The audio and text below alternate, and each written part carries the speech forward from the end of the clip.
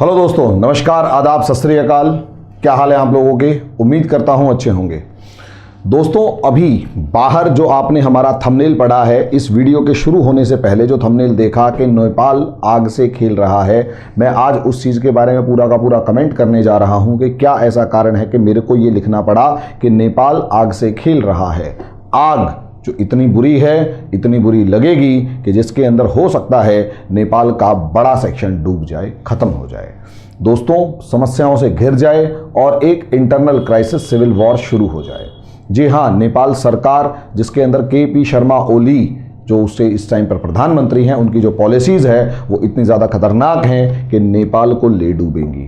मेरे पिछले वीडियो के अंदर नेपाल के लोगों ने या नेपाल के जो मेरे भाई हैं उन लोगों ने बहुत ज़्यादा बुरी तरीके से कमेंट किया, नेगेटिव उस चीज़ को लिया। लेकिन देखिए दोस्तों, असलियत में हम लोग भाई भाई हैं, हमारे ही साथ हम लोग आपस में एक दूसरे के साथ सदियों से रहे हैं। हमारा रामायण काल से एक दूसरे से नाता है, हमारा महाभारत काल से एक दूसरे से नाता है, हमारे कल्चर से लेकर धर्म से लेकर हर चीज़ सेम है।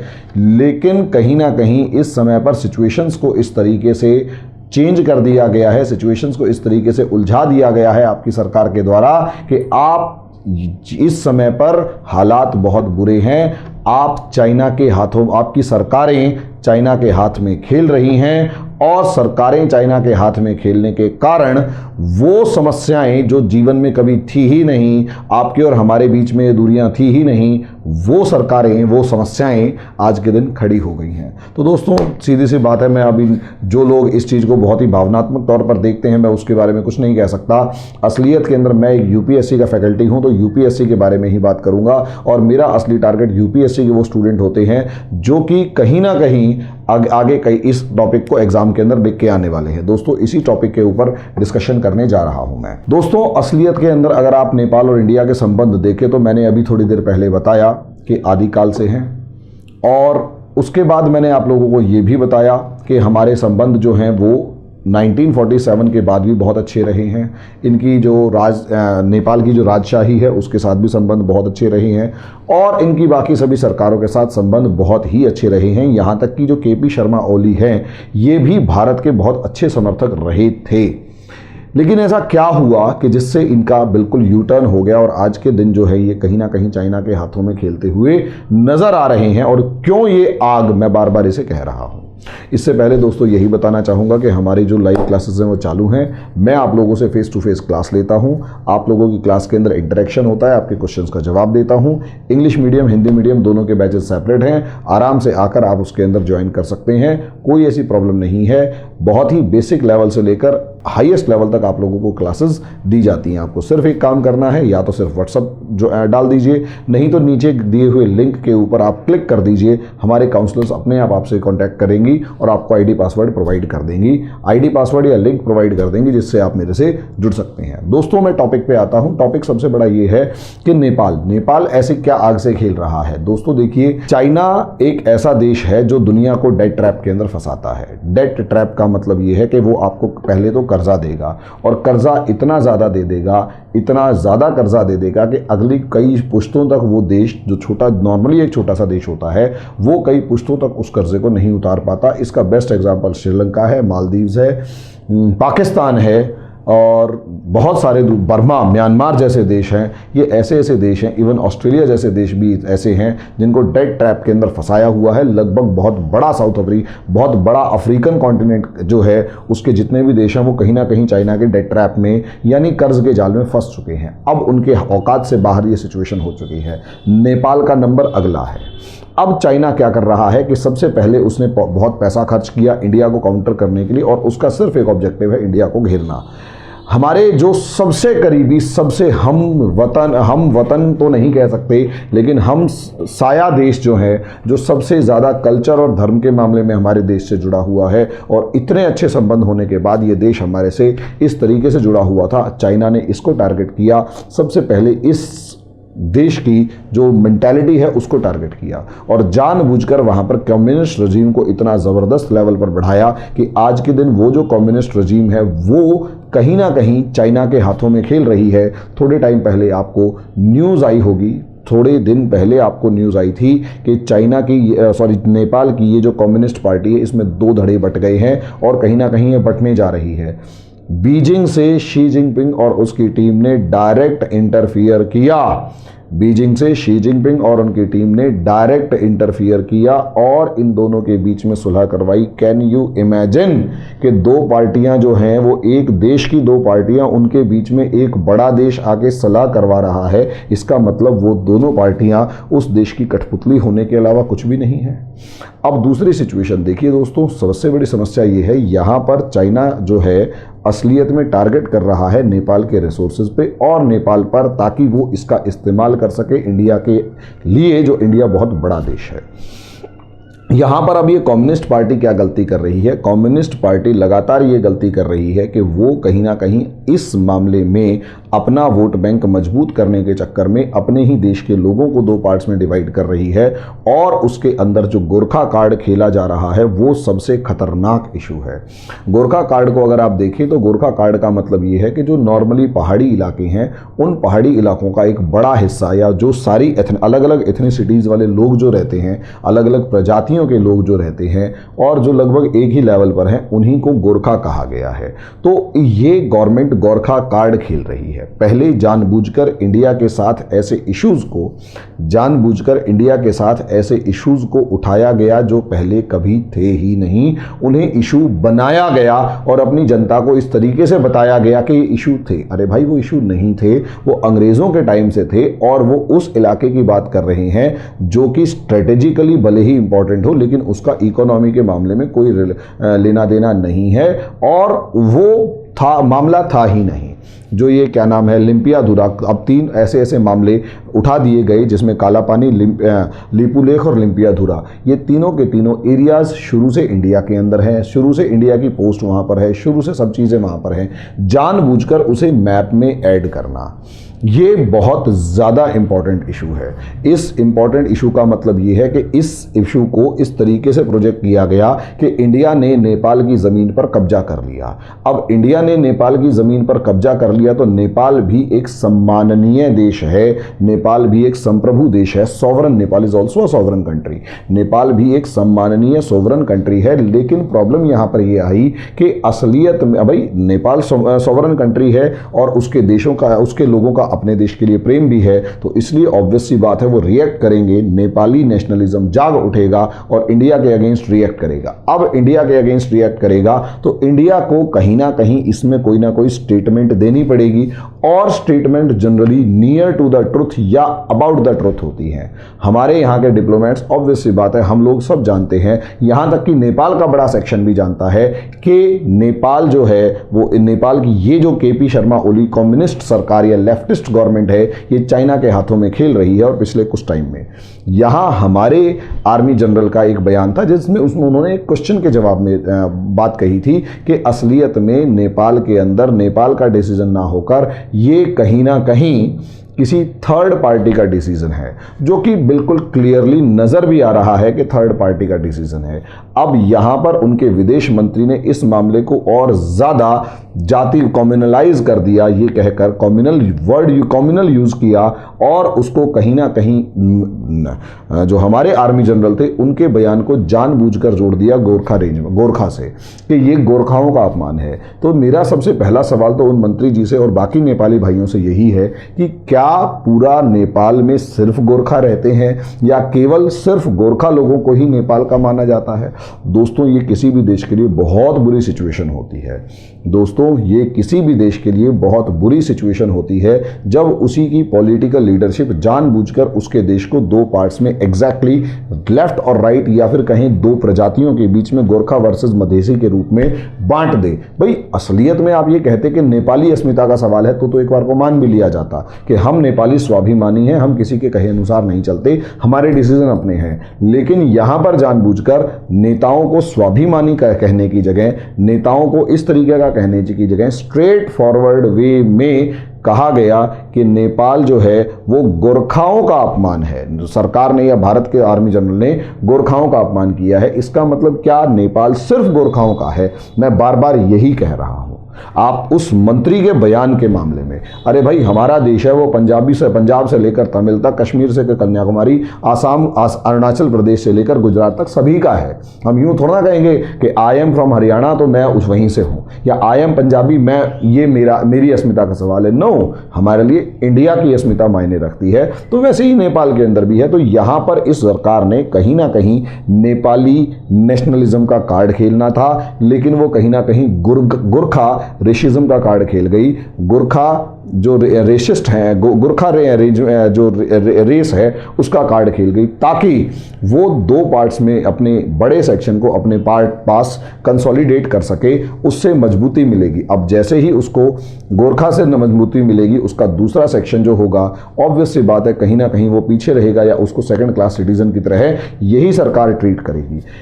उसके बाद दूसरा बात ये है कि यार एक बात समझिए, अगर गोरखा अस्मिता से इतना ही प्रॉब्लम होती तो हमारे यहाँ पर गोरखा रेंजमेंट है पूरी आर्मी के अंदर, आर्मी में पूरी गोरखा रेंजमेंट है। आप फैक्ट्स को चेक कीजिए, हमारे यहाँ गोरखा रेंजमेंट है, उसके अंदर गोरखा रेंजमेंट में इंडिया के बाकी सेक्शंस के भी गोरखा उसके अंदर हैं, लेकिन नेपाल के भी 25,000 के करीब गोरखा उसमें काम करते हैं। नेपाल के 1 लाख लोग ऐसे हैं जो इंडिया में सेना में या सिविल सेवाओं में काम कर चुके हैं, एडमिनिस्ट्रेशन में काम कर चुके हैं, उनको इंडियन गवर्नमेंट पेंशन देती है। ये लगभग 1 लाख लोग हैं जिन्हें इंडियन गवर्नमेंट पेंशन देती है, और उस पेंशन का असर ये है कि इंडियन मिशन जो नेपाल में है, इंडिया की जो एम्बेसी नेपाल में है, उसे स्पेशली एक पेंशन डिपार्टमेंट एस्टेब्लिश करना पड़ा है, और उस पेंशन ब्रांच, वो जो पेंशन ब्रांच है, yearly 2800 crore 2800 crore rupees annually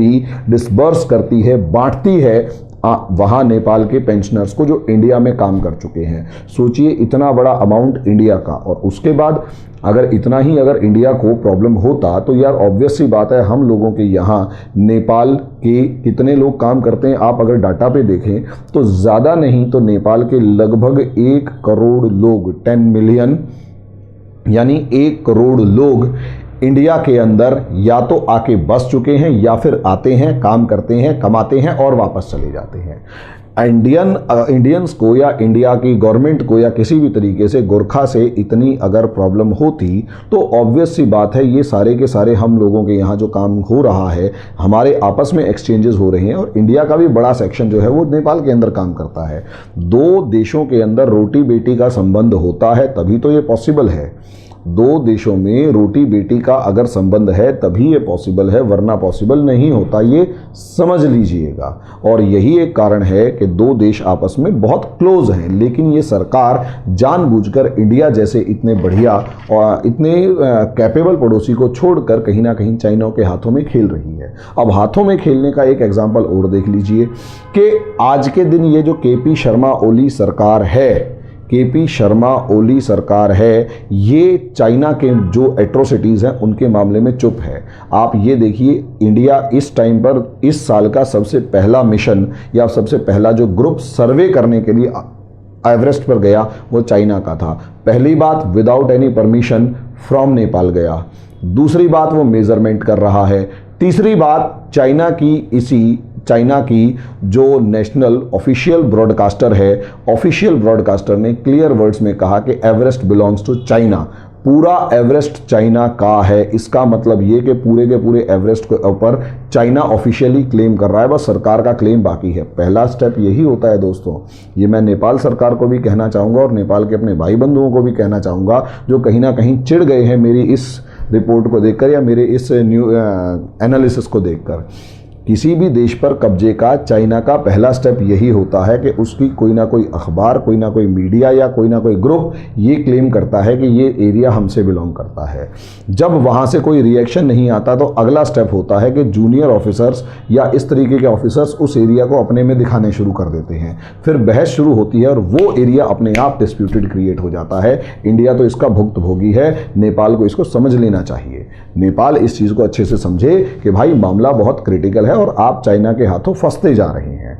दूसरी सबसे बड़ी सिचुएशन ये है कि अगर मान लिया इंडिया ने और सबसे बड़ी खास बात ये कि नेपाल की गवर्नमेंट ने चाइना के इस स्टैंड के ऊपर चुप्पी साधे रखी, एक स्टेटमेंट तक नहीं दिया। अरे भाई, प्राइवेट न्यूज़ चैनल हो तो बात भी है, सरकारी न्यूज़ चैनल ये कदम उठा रहा है, यानी कि फर्स्ट स्टेप है, ये एक फर्स्ट स्टेप है, उसके बाद अगले स्टेप्स देखे जाएंगे। ये जो फर्स्ट स्टेप है ये बहुत खतरनाक है, ये आग से खेला जा रहा है। और दूसरी चीज़ यार, एक बात बताइए, 1 करोड़ बंदा अगर इंडिया के अंदर काम कर रहा है, इंडिया आपका लार्जेस्ट ट्रेड पार्टनर है, इंडिया नेपाल का अगर लार्जेस्ट ट्रेड पार्टनर है, as reported by your Indian embassy कि इंडिया और जो नेपाल का लार्जेस्ट ट्रेड पार्टनर है, 6 बिलियन ट्रेड एनुअली होता है, 6 बिलियन का जो व्यापार है वो एनुअली होता है, वार्षिक होता है, हर साल होता है। तो आप अंदाज़ा लगा सकते हैं रिलेशंस कितने गहरे हैं। ऐसे में एफडीआई भी इंडिया से ही सबसे ज़्यादा नेपाल के अंदर जाती है। डिस्प्यूट्स क्रिएट करके चाइना असलियत में इंडिया और नेपाल को इस तरीके से दूर कर देगा ताकि इंडिया से नेपाल अगर दूर हो जाता है, अगर नेपाल इंडिया से दूर हो जाता है तो ऑब्वियस सी बात है चाइना को वहाँ पर फिशिंग करने का मौका मिलेगा, इनकी सरकारों से लेकर रिसोर्सेज को कंट्रोल करेगा और इंडिया के अगेंस्ट ही कॉन्स्पिरेसी करेगा। ऐसी सिचुएशन में इंडिया को क्या करना चाहिए? इंडिया को ऐसी सिचुएशन में सिर्फ और सिर्फ डिप्लोमेसी के थ्रू इंडिया के अगेंस्ट जो नेपाल के अंदर एक गुस्सा भरा हुआ है, जो कि गलतफहमी भरी हुई है, गलतफहमी की वजह से गुस्सा भरा हुआ है इंडियन डिप्लोमेट्स को, वो गलतफहमी की वजह से जो गुस्सा है उसी को दूर करना चाहिए, उसी को दूर करना चाहिए। कैसे ना कैसे करके बैक चैनल के थ्रू लोगों को समझाकर, जो 1 करोड़ लोग यहाँ इंडिया में काम कर रहे हैं उनको समझाकर, जो 1 लाख पेंशनर इंडिया में नेपाल के अंदर इंडिया के हैं उनको समझाकर, और साथ में जो 25,000 की जो गोरखा रेजिमेंट है उसको समझाकर कि असलियत में हमारे और आपके रिलेशंस इतने ज़्यादा क्लोज हैं, इतने ज़्यादा साथ में हैं कि अल्टीमेट लेवल पर हम लोगों को काम करना पड़ेगा। और please stay away from China, क्योंकि चाइना हम दोनों की दोस्ती का दुश्मन है। और please stay away from this KP Sharma Oli type of government जो इंडिया को दुश्मन के तौर पर देख रही है और दुनिया के सबसे बड़े दुश्मन चाइना को अपने दोस्त की तरह से देख रही है।